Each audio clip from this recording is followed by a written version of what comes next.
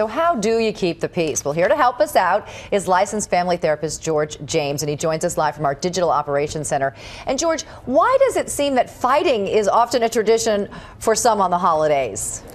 You know, the truth is, although we love our families and we connect with our families, we have some struggles and drama with our families, and they tend to come out around the holidays.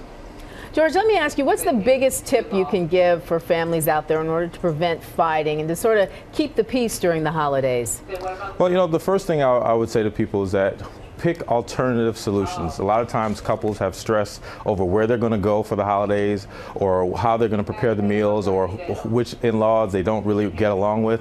And so there are alternative solutions. You don't have to do things the same way.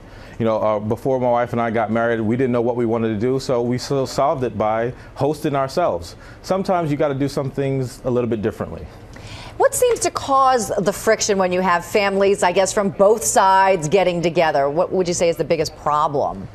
Well, you know, one of the things that sometimes people don't pay attention to is their alcohol consumption. So there's issues they might have experienced prior, or things they've been holding on to, and they drink a little bit too much alcohol, and they say things in a way that they probably shouldn't, and that can be difficult. The other things that I see happen is that sometimes these old-time conflicts are still there, and people haven't found a way to resolve it, maybe to see a counselor or maybe to talk in private, and they pick the wrong moment to try and resolve the issue, like at the dinner table. Right.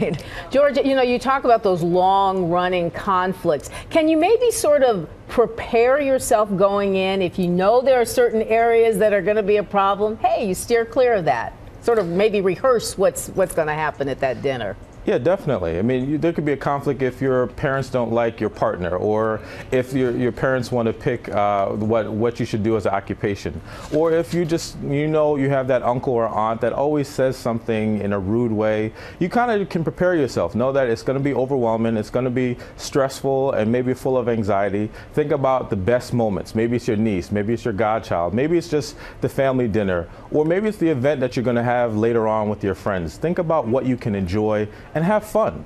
You know, at the end of the day, you might still like these people because they're still your family. Right. It's still your family. You're right. Well, George, thanks so much for being here, and have a very happy Thanksgiving.